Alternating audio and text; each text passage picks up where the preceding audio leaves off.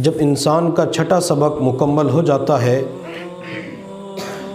تو شیخ اپنے مرید کو 7ویں سبق کی تلقین کرتا ہے، اور یہ 7واں سبق جسے لطیفہ قالبیہ کہا جاتا ہے، انسان نے اپنے سر کے درمیان توجہ کرنی ہوتی ہے کہ یہاں پر اللہ رب العزت کی طرف سے رحمت آ رہی ہے اور یہاں سے اللہ اللہ کی آواز آ رہی ہے۔ مراقبے کے اندر اس جگہ کے اوپر تصور کر کے بیٹھنا ہوتا ہے۔ ایک ہوتا ہے قلب اور دوسرا ہے قالب۔ قلب کہتے ہیں دل کو اور قالب کہتے ہیں انسانی جسم کو۔ انسانی جسم عناصر اربع سے مل کر بنا ہے: آگ، ہوا، پانی اور مٹی۔ حضور صلی اللہ علیہ وسلم نے عناصر اربع جن سے انسان کا وجود بنا، آپ نے تذکرہ فرمایا ہے۔ چنانچہ ایک شخص حضور صلی اللہ علیہ وسلم کی خدمت میں حاضر ہوا اور عرض کیا، یا رسول اللہ صلی اللہ علیہ وسلم، سب سے زیادہ طاقتور چیز کیا ہے؟ تو میرے محبوب صلی اللہ علیہ وسلم نے ارشاد فرمایا، پتھر۔ اس شخص نے پھر عرض کیا، یا رسول اللہ صلی اللہ علیہ وسلم، کیا پتھر سے بھی زیادہ کوئی طاقتور چیز ہے؟ حضور صلی اللہ علیہ وسلم نے ارشاد فرمایا، لوہا، جو پتھر کو کاٹ کے رکھ دیتا ہے۔ اس شخص نے پھر عرض کیا، اللہ کے نبی، کیا لوہے سے بھی کوئی زیادہ طاقتور چیز ہے؟ تو میرے محبوب صلی اللہ علیہ وسلم نے ارشاد فرمایا، آگ ہے جو لوہے کو پگھلا کے رکھ دیتی ہے۔ اس شخص نے پھر عرض کیا، یا رسول اللہ صلی اللہ علیہ وسلم، کیا آگ سے بھی کوئی چیز زیادہ طاقتور ہے؟ تو میرے محبوب صلی اللہ علیہ وسلم نے ارشاد فرمایا، وہ پانی ہے جو آگ کو بجھا کے رکھ دیتا ہے۔ اس شخص نے پھر عرض کیا، یا رسول اللہ صلی اللہ علیہ وسلم، کیا پانی سے بھی کوئی چیز زیادہ طاقتور ہے؟ تو میرے محبوب صلی اللہ علیہ وسلم نے ارشاد فرمایا، پانی سے زیادہ طاقتور ہوا ہے جو آگ کو لے جاتی ہے۔ اس شخص نے پھر عرض کیا، اللہ کے نبی، کیا ہوا سے بھی کوئی چیز زیادہ طاقتور ہے؟ تو میرے محبوب صلی اللہ علیہ وسلم نے ارشاد فرمایا، وہ صدقہ ہے جو انسان ایک ہاتھ سے دیتا ہے تو دوسرے ہاتھ کو پتہ بھی نہیں چلتا۔ اب اس حدیث کے اندر حضور صلی اللہ علیہ وسلم نے آگ، پانی، ہوا اور مٹی کا تذکرہ فرمایا۔ مٹی کے اندر اگرچہ نبی علیہ السلام نے پتھر کا تذکرہ فرمایا، اب یہ پتھر زمین کی جنس میں سے ہے، تو اسی طرح انسانی جسم جو ہے عناصر اربع سے ملا ہے، مل کر بنا ہے۔ اگر انسان اس جسم کے اوپر محنت کرنا شروع کر دے تو اس انسان کا حکم ان عناصر اربع کے اوپر چلنا شروع ہو جاتا ہے۔ چنانچہ حضرت عمر فاروق رضی اللہ تعالی عنہ کی مبارک زندگی کو دیکھتے ہیں، جنہوں نے اللہ رب العزت کی مانی، جنہوں نے اللہ کی اطاعت کی، فرما برداری کی، اپنے جسم کے اوپر محنت کی، یہ جسم اللہ کی اطاعت کے اندر مطیع اور فرما بردار بنا، تو عمر رضی اللہ تعالی عنہ کا حکم ہوا کے اوپر چلتا تھا، عمر کا حکم پانی کے اوپر چلتا تھا، عمر کا حکم آگ کے اوپر چلتا تھا۔ چنانچہ حضرت عمر بن عاص رضی اللہ تعالی عنہ نے حضرت عمر فاروق رضی اللہ تعالی عنہ کی طرف خط لکھا، امیر المؤمنین، دریائے نیل کا پانی خشک ہو چکا ہے، اور یہاں کے لوگوں کے اندر ایک روایت ہے کہ جب پانی خشک ہو جاتا ہے تو کسی ماں باپ کی اکلوتی بیٹی کو خرید کر، نئے کپڑے پہنا کر، زیورات پہنا کر دریائے نیل کے حوالے کر دیتے ہیں۔ جو ہی اس جوان لڑکی کو دریائے نیل کے اندر پھینکتے ہیں تو دریائے نیل کے اندر پانی آ جاتا ہے۔ حضرت عمر فاروق رضی اللہ تعالیٰ عنہ کو یہ خط عمرو بن عاص نے لکھا اور عرض کیا امیر المؤمنین ہمارے لیے کیا حکم ہے؟ میں نے یہاں کے باشندوں کو روکا ہوا ہے کہ جب تک امیر المؤمنین کا حکم نہیں آئے گا لڑکی کو دریا کے اندر نہیں ڈالا جائے گا۔ حضرت عمر فاروق رضی اللہ تعالیٰ عنہ نے مختلف روایات ہیں کہ کاغذ لیا، اور بعض جگہ پہ آتا ہے کہ حضرت عمر نے ایک ٹھیکری اٹھائی اور اس ٹھیکری کے اوپر کوئلے کے ساتھ لکھا، اے دریا اگر تو اللہ کے حکم سے چلتا ہے تو چل، ورنہ ہمیں تیری کوئی ضرورت نہیں ہے۔ حضرت عمر فاروق نے وہ ٹھیکری قاصد کو دی اور فرمایا کہ عمرو بن عاص کو دے دینا، یہ ٹھیکری رات کے اوقات میں دریا کے اندر ڈال دینا، پانی جاری ہو جائے گا۔ چنانچہ وہ قاصد اس ٹھیکری کو لے کر عمرو بن عاص کے پاس پہنچا۔ حضرت عمرو بن عاص رضی اللہ تعالی عنہ نے رات کے آخری پہر اس ٹھیکری کو جب دریائے نیل کے اندر ڈال کے واپس آ گئے، اور فجر کی نماز کے بعد جب تشریف لے گئے تو اس دریا کے اندر 12 ہاتھ پانی اوپر آ چکا تھا۔ تو عمر نے ٹھیکری کے اوپر خط چند باتیں تحریر کی، تو اس دریا نے عمر فاروق رضی اللہ تعالی عنہ کی بات کو مانا، اور آج تک دریائے نیل کے اندر پانی ہے وہ پانی خشک نہ ہو سکا۔ مدینہ طیبہ کے اندر ایک مرتبہ زلزلہ آیا، حضرت عمر فاروق رضی اللہ تعالی عنہ نے اپنا پاؤں زمین کے اوپر مارا اور فرمایا، اے زمین کیا تیرے اوپر عمر نے انصاف نہیں کیا؟ حضرت عمر فاروق رضی اللہ تعالی عنہ کو یہ جملہ جب زمین کو سنایا گیا تو زمین کے اندر سے زلزلہ ختم ہو جاتا ہے، مدینہ طیبہ کے پہاڑوں سے آگ نکلی۔ تو حضرت عمر فاروق رضی اللہ تعالی عنہ نے تمیم داری سے فرمایا کہ میری چادر لے جاؤ اور اس آگ کو پیچھے ہٹانا شروع کر دو۔ تو تمیم داری کہنے لگے، عمر یہ آگ کے پاس جب چادر جائے گی تو چادر کو جلا کے خاک کر دے گی۔ حضرت عمر فاروق نے فرمایا کہ چادر کو لے جاؤ، چادر کے ذریعے اس آگ کو پیچھے کرنا آپ کا کام ہے، اور پہاڑوں کی طرف دھکیل دینا یہ میرے اللہ کا کام ہے۔ چنانچہ حضرت تمیم داری رضی اللہ تعالی عنہ جب چادر کے ذریعے آگ کو پیچھے کی طرف کرتے ہیں تو آگ جہاں سے نکلی تھی وہیں واپس چلی جاتی ہے۔ عمر کا حکم آگ کے اوپر بھی چلتا ہے۔ حضرت عمر فاروق رضی اللہ تعالی عنہ خطبہ دے رہے تھے، خطبے کے دوران اللہ نے ایک لشکر کا معاملہ منکشف فرمایا تو عمر نے ایک جملہ استعمال فرمایا، یا ساریت الجبل۔ تو اللہ نے عمر کی زبان سے نکلے ہوئے اس جملے کو ہوا کے ذریعے صحابہ کرام کے کانوں کے اندر پہنچا دیا۔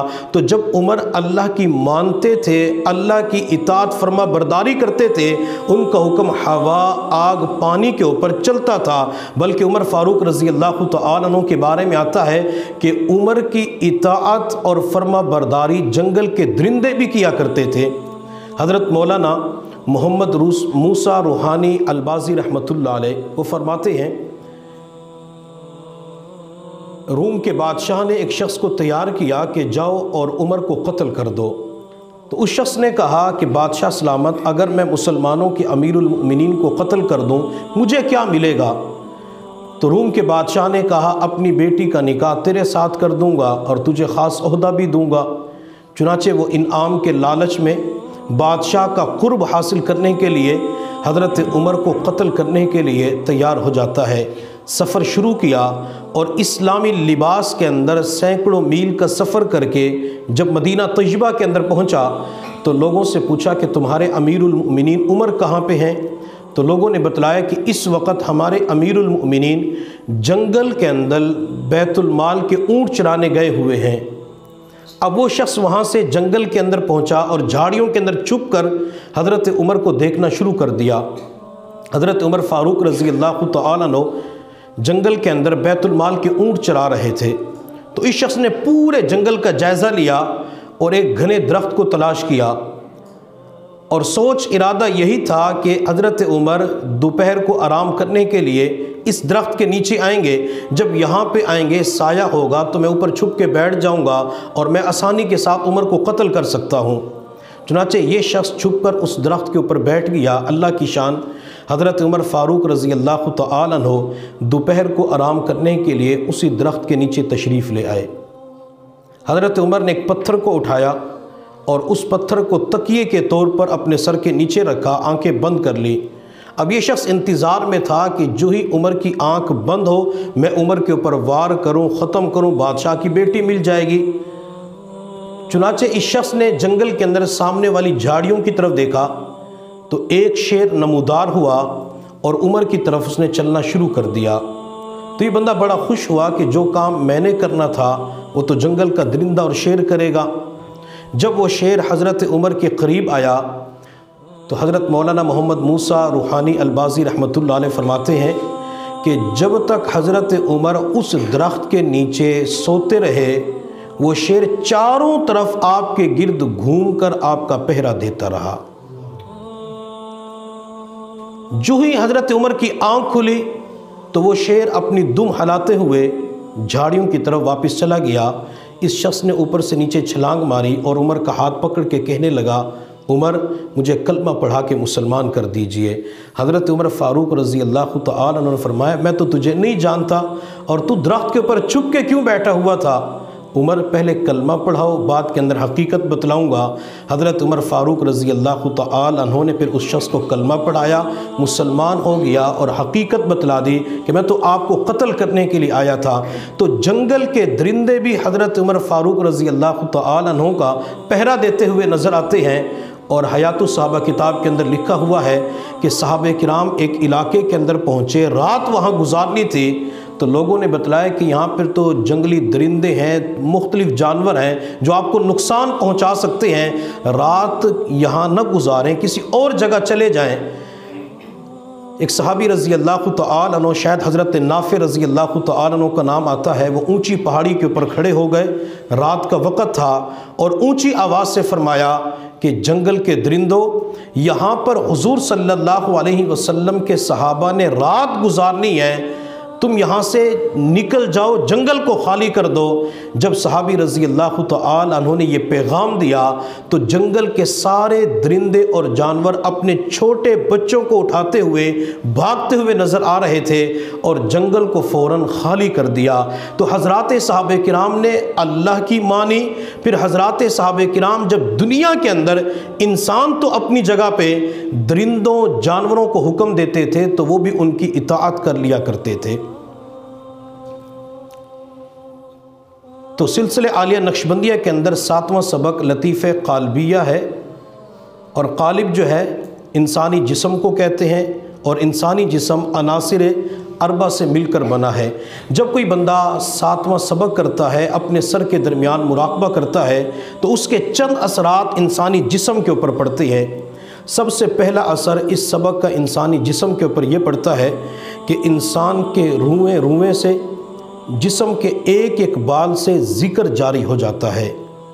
جو ہی انسان مراقبہ کرنے کے لیے بیٹھ جاتا ہے اور انسان اپنی آنکھیں بند کرتا ہے تو انسان کو اپنے جسم کے مختلف اعضاء سے اللہ اللہ کی آواز سنائی دیتی ہے، اور بعض مرتبہ مراقبے کے دوران انسان کے جسم کا گوشت پھڑکنے لگتا ہے، اس کے اندر انسان کو ایک لذت ملتی ہے، انسان کی کیفیات کو عروج نصیب ہو جاتا ہے۔ اور جب ہم حضور صلی اللہ علیہ وسلم کی مبارک زندگی کو دیکھتے ہیں تو میرے محبوب صلی اللہ علیہ وسلم کے سامنے مختلف چیزیں اللہ کا ذکر کرتے ہوئے نظر آتی ہیں۔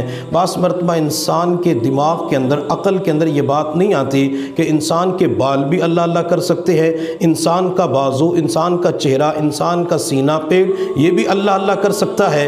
میرے اللہ نے قرآن عظیم الشان کے اندر فرمایا وَإِن مِّن شَيْءٍ إِلَّا يُسَبِّحُ بِحَمْدِهِ وَلَكِن لَّا تَفْقَهُونَ تَسْبِيحَهُمْ، کہ جتنی بھی چیزیں ہیں وہ ساری کی ساری اللہ کو یاد کرتی ہیں، اللہ کی تسبیح بیان کرتی ہیں، اللہ کی تحمید بیان کرتی ہیں۔ وَلَكِن لَّا تَفْقَهُونَ تَسْبِيحَهُمْ، لیکن تم اس تسبیح کو سمجھ نہیں سکتے۔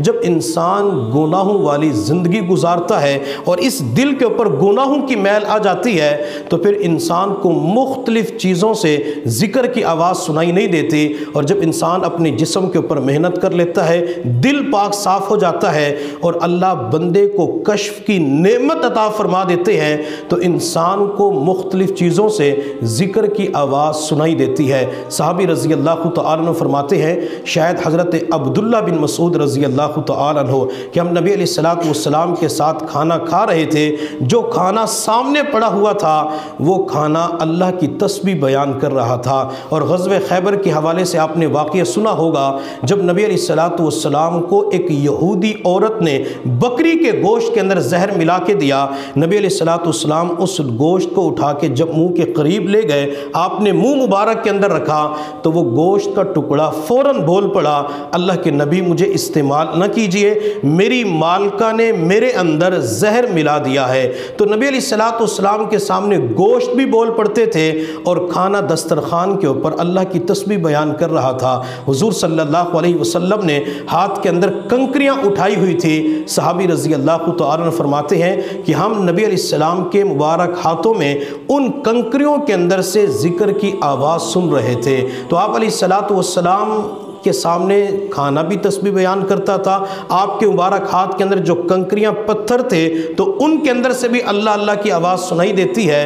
تو کائنات کے اندر جتنی بھی چیزیں ہیں یہ ساری کی ساری اللہ رب العزت کا ذکر ضرور کرتی ہے، حتیٰ کہ سمندر کے اندر جو کنکریاں ہیں وہ بھی اللہ کا ذکر کرتی ہیں۔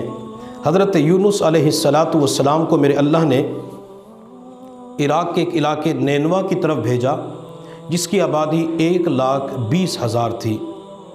حضرت یونس علیہ السلام نے اس قوم کے اوپر بڑی محنت کی، تبلیغ کی، سمجھایا، واعظ و نصیحت کی، لیکن قوم کے اوپر کوئی اثر نہ ہوا۔ مفسرین فرماتے ہیں کہ ایک بندہ بھی ایمان لے کے نہ آیا۔ اللہ رب العزت نے حضرت یونس علیہ السلام سے فرمایا کہ اس قوم کے اوپر عذاب آئے گا۔ حضرت یونس علیہ السلام نے اگلے دن اپنی قوم کو جمع کیا اور جمع کرنے کے بعد فرمایا کہ تمہارے اوپر اتنے دنوں کے بعد عذاب آئے گا۔ بعض مفسرین 3 دن، کوئی 10 دن، کوئی 40 دن لکھتا ہے، اللہ بہتر جانتے ہیں۔ حضرت یونس علیہ السلام نے جب اس کی تخصیص کر دی، قید لگا دی کہ اتنے دنوں کے بعد عذاب آئے گا، تو یونس علیہ السلام نے بات کے اندر سوچا کہ اللہ نے تو یوں فرمایا تھا کہ عذاب نازل کروں گا، اللہ نے دن کی تخصیص تو نہیں کی، 10 دن کے بعد عذاب آئے گا، 40 دن کے بعد عذاب آئے گا۔ تو حضرت یونس علیہ السلام بہت پریشان ہو گئے۔ چنانچہ یونس علیہ السلام اس بستی سے اپنی بیوی اور 2 بچوں کو لے کر چل پڑے۔ حضرت یونس علیہ السلام جب بستی سے نکلتے ہیں تو اس وقت ایک جملہ ارشاد فرماتے ہیں، اللہ نقدر علیہ، کہ اللہ مجھے تنگی کے اندر مبتلا نہیں فرمائیں گے۔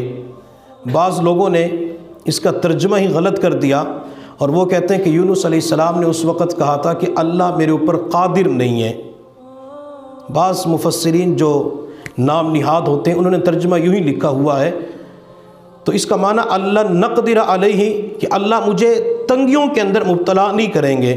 حضرت یونس علیہ السلام بچوں کو اور بیوی کو لے کے وہاں سے چلتے ہیں تو راستے کے اندر چند حضرات آپ کو ملے، وہ آپ کی بیوی کو چھین کر چلے جاتے ہیں۔ حضرت یونس علیہ السلام بڑے پریشان ہو گئے، 2 بچے ساتھ تھے، راستے کے اندر نہر یا دریا آیا تو یونس علیہ السلام نے ایک بچے کو دریا کے کنارے پہ بٹھایا اور دوسرے کو اپنے کندھے پہ بٹھایا تاکہ اس بچے کو دریا عبور کر کے دوسرے کنارے تک پہنچا دوں، پھر اس بچے کو اپنے ساتھ لے جاؤں گا۔ جب یونس علیہ السلام اس بچے کو کندھے پہ اٹھا کے دریا عبور کرنے لگتے ہیں، درمیان میں پہنچے تو جو بچہ پیچھے کنارے کے اوپر بیٹھا ہوا تھا اس بچے نے پیچھے سے آواز دی، ابو جان، یہ جو بھی جملہ استعمال کیا، ابا جان۔ یونس علیہ السلام نے جب پیچھے مڑ کے دیکھا تو یہ بچہ پانی کی لہروں کے حوالے ہو گیا، پانی کے اندر چلا گیا۔ حضرت یونس علیہ السلام جب اس بچے کی طرف دیکھتے ہیں تو اس بچے کو بھیڑیے نے اپنے منہ کے اندر ڈالا ہوا تھا۔ حضرت یونس علیہ السلام کی بیوی بھی چلی گئی، آپ کا یہ بیٹا اور پانی کے اندر ڈوبنے والا یہ بچہ دونوں ہاتھ سے چلے گئے۔ یونس علیہ السلام وہاں سے آگے پہنچے تو مفسرین فرماتے ہیں دریائے دجلہ یا دریائے فرات تھا، وہاں پہ کشتی تھی تو اس کشتی کے اندر سوار ہو کے آگے سفر پہ جانا تھا۔ جب کشتی کے اندر سوار ہوئے تو کشتی کے ملاح نے کہا لگتا یہ ہے کہ ایک بندہ غلام اپنے مالک سے بھاگ کے آیا ہے، قرآن اندازی کی گئی تو یونس علیہ السلام کا نام نکلا۔ لوگوں نے یونس علیہ السلام کو پکڑ کر پانی کی لہروں کے حوالے کر دیا، دریا کے اندر ڈال دیا۔ بیوی بھی چلی گئی، بچے بھی چلے گئے۔ یونس علیہ السلام پریشان تھے، پتہ نہیں آگے کیا ہوتا ہے۔ جب یونس کو پانی کے اندر ڈالا گیا تو میرے اللہ نے مچھلی سے فرمایا کہ مچھلی یونس کو اپنے اندر نگل جا، یونس تیری خوراک نہیں ہے، یونس تیرا پیٹ ان کے لیے جیل خانہ ہے۔ حضرت یونس علیہ السلام جب مچھلی کے پیٹ میں جاتے ہیں تو یونس علیہ السلام نے اس موقع پر لا الہ الا اللہ کی آواز سنی۔ تو یونس علیہ السلام نے عرض کیا اللہ یہ آواز کہاں سے آ رہی ہے؟ تو اللہ نے فرمایا کہ سمندر کی تہہ کے اندر جو کنکریاں پڑی ہیں یہ اس وقت مجھے یاد کر رہی ہیں، میرا ذکر کر رہی ہیں۔ جب یونس علیہ السلام نے دیکھا کہ کنکریاں اس وقت سمندر کی گہرائی میں اللہ کو یاد کر رہی ہے تو میں بھی اپنے رب کو یاد کر لیتا ہوں۔ حضرت یونس علیہ السلام نے پھر ذکر کیا لا الہ الا انت سبحانک انی کنت من الظالمین۔ یونس علیہ السلام نے اس آیت کریمہ کو پڑھا تو اللہ نے مچھلی کو حکم دیا کہ یونس کو باہر نگل دو، باہر نکال دو۔ جب مچھلی کے پیٹ کے اندر سے یونس علیہ السلام کنارے کے اوپر باہر آ جاتے ہیں تو یونس علیہ السلام بہت زیادہ بیمار ہو چکے تھے۔ مفسرین فرماتے ہیں کہ آپ کی جلد جو ہے یہ مچھلی کے پیٹ کے اندر رہنے کی وجہ سے نرم ہو چکی تھی، گرمی سردی برداشت کرنے کی آپ کے اندر طاقت نہیں تھی۔ تو اللہ رب العزت نے کنارے کے اوپر کدو کی بیل کو اگایا، وَأَنبَتْنَا عَلَيْهِ شَجَرَةً مِّن يَقْطِينٍ۔ حضور صلی اللہ علیہ وسلم کو اسی وجہ سے کدو مرغوب تھے، اور نبی علیہ السلام نے ایک مرتبہ کدو کی بیل کو پکڑ کے فرمایا یہ تمہارے بھائی یونس علیہ السلام کا درخت ہے۔ اللہ نے اسی کے ذریعے یونس کے اوپر سایہ کیا تھا۔ پھر اللہ نے ایک ہرنی کے ذمے لگایا، وہ یونس علیہ السلام کے قریب آ جاتی تھی۔ تو وہ ایک مشہور اور طویل واقعہ ہے، بیان کرنے کا مقصد یہ ہے کہ یونس علیہ السلام جب دریا کے اندر جاتے ہیں تو اس وقت کنکریوں سے لا الہ الا اللہ کی آواز سن رہے تھے۔ تو کائنات کی ہر چیز جو ہے وہ اللہ کا ذکر کرتی ہے، اللہ کی تسبیح بیان کرتی ہے، لیکن ہمیں وہ تسبیح کی آواز سنائی نہیں دیتی۔ اور یہی وجہ ہے کہ حضور صلی اللہ علیہ وسلم نے مینڈک کو مارنے سے منع کیا ہے کہ مینڈک کو نہ مارا جائے۔ وجہ کیا ہے کہ مینڈک جو آواز نکالتا ہے وہ اس وقت اللہ کا ذکر کر رہا ہوتا ہے۔ حضرت داؤد علیہ السلام ایک مرتبہ تشریف لے جا رہے تھے، ریگستانی علاقہ تھا، تو ایک کیڑے کو رینگتے ہوئے دیکھا۔ حضرت داؤد علیہ السلام فرماتے مجھے خیال آیا کہ اللہ آپ کے ہر کام کے اندر کوئی نہ کوئی حکمت ہوتی ہے، اس کیڑے کی تخلیق میں کیا حکمت ہے؟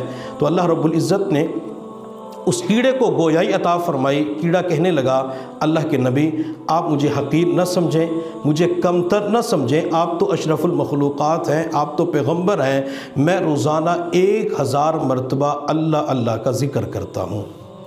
تو کائنات کی تمام تر مخلوقات اللہ کا ذکر کرتی ہے۔ میرے اللہ نے قرآن میں فرمایا ثم تلین جلودہم وقلوبہم الی ذکر اللہ، کہ ذکر کی وجہ سے ان کی جلد، ان کا چمڑا، ان کا دل نرم ہو جاتا ہے۔ تو لطیفہ قالبیہ سبق کرنے کی وجہ سے جہاں انسان کا دل نرم ہو جاتا ہے وہاں انسان کا پورا وجود، پورا جسم نرم ہو جاتا ہے، اور اس کے اندر سے انسان کو اللہ اللہ کی آواز سنائی دیتی ہے۔ لطیفہ قالبیہ سبق کرنے کا دوسرا اثر انسانی جسم کے اوپر یہ پڑتا ہے کہ انسان کو عبادات کے اندر لذت نصیب ہونا شروع ہو جاتی ہے۔ نماز کے اندر انسان کو لذت ملتی ہے، تلاوت قرآن کے اندر انسان کو لذت ملتی ہے، دعا مانگنے کے اندر انسان کو لذت ملتی ہے، دینی کاموں کے اندر انسان کو لذت ملتی ہے۔ تو یہ لذات اللہ تعالیٰ اپنے بندوں کو عطا فرما دیتے ہیں۔ حضرت عثمان غنی رضی اللہ تعالیٰ عنہ ایک رکعت کے اندر پورا قرآن پڑھ لیا کرتے تھے۔ تو کسی نے عثمان سے کہا کہ عثمان ہم سے تو ایک پارہ نہیں پڑھا جاتا، آپ ایک رکعت کے اندر پورا قرآن پڑھ لیتے ہیں۔ تو سیدنا عثمان غنی رضی اللہ تعالیٰ عنہ نے فرمایا لو صحت قلوبکم لما شبعت من تلاوت القرآن، لوگوں اگر تمہارے دل صحیح ہو جائیں تو یہ قرآن کی تلاوت سے کبھی سیر نہ ہو۔ حضرت عثمان غنی رضی اللہ تعالیٰ عنہ کو قرآن پڑھنے کے اندر ایک لذت نصیب ہوتی تھی، اور امام اعظم ابو حنیفہ رحمۃ اللہ علیہ کے بارے میں آتا ہے وہ رمضان المبارک کے اندر 63 مرتبہ قرآن کا ختم کیا کرتے تھے۔ ایک ختم دن میں فرماتے، ایک رات میں، اور 3 ختم تراویح کی نماز میں کیا کرتے تھے۔ امام اعظم ابو حنیفہ رحمۃ اللہ علیہ رات کے اوقات میں اپنے گھر کے اندر قرآن کی تلاوت نوافل کے اندر کیا کرتے تھے۔ امام صاحب کے گھر کے قریب ایک شخص اپنے بچے کے ساتھ رہتا تھا۔ جب امام ابو حنیفہ رحمۃ اللہ علیہ کا انتقال ہوا تو وہ بچہ ایک دن اپنے والد سے کہنے لگا، ابو ہمارے قریب والے مکان کے اندر چھت کے اوپر جو ایک مینارہ ستون تھا وہ ستون نظر نہیں آ رہا، کیا وہ گر چکا ہے؟ تو اس وقت والد نے فرمایا کہ بیٹا وہ کوئی مینارہ اور ستون نہیں تھا، وہ تو وقت کے امام اعظم ابو حنیفہ رحمۃ اللہ علیہ تھے جو پوری رات کھڑے ہو کر اللہ کی عبادت کرتے تھے، نوافل کے اندر قرآن کی تلاوت کیا کرتے تھے۔ تو انہیں نماز کے اندر ایک مزہ آتا تھا، تلاوت قرآن کے اندر مزہ آتا تھا۔ یہ لذات اللہ تعالیٰ اپنے ان بندوں کو عطا فرماتے ہیں جو ذکر کی محنت کے اندر آگے بڑھتے ہیں۔ پھر اسی طرح اللہ دعا مانگنے کے اندر بندے کو لذت عطا فرما دیتے ہیں۔ بندہ نمازوں کے بعد بھی دعا کرتا ہے، تنہائیوں کے اندر دعا کرتا ہے، رات کے آخری پہر بھی دعا کا اہتمام کرتا ہے۔ بعض مرتبہ لوگ کہتے ہیں کہ ہمیں دعا مانگنی نہیں آتی، یا دعا مانگنے کو جی نہیں کرتا، دل نہیں کرتا، ہاتھ اٹھاتے تو کندھوں میں درد شروع ہو جاتا ہے، زبان سے الفاظ ہی نہیں نکلتے، تو یہ اس بات کی علامت ہوتی ہے کہ اس بندے کے دل کے اوپر گناہوں کا زنگ آ چکا ہے، جو دعا مانگنے کو دل نہیں کر رہا۔ اگر یہ اپنے جسم کے اوپر، دل کے اوپر محنت کرنا شروع کر دے، اللہ تمام تر عبادات کے اندر بندے کو لذات عطا فرما دیتے ہیں۔ تو لطیفہ قالبیہ کے انسانی جسم کے اوپر 2 اثرات پڑتے ہیں۔ ایک تو یہ کہ انسان کو اپنے پورے جسم کے اندر سے اللہ اللہ کی آواز سنائی دیتی ہے، اور لطیفہ قالبیہ کے اوپر مراقبہ کرنے کا دوسرا اثر یہ ہوتا ہے کہ انسان کو اللہ تعالیٰ عبادات کے اندر لذت عطا فرما دیتے ہیں۔ اللہ رب العزت کی بارگاہ میں دعا ہے اللہ تعالیٰ ہم سب کو عبادات کی لذت عطا فرمائے۔ وآخر دعوانا ان الحمد للہ رب العالمین۔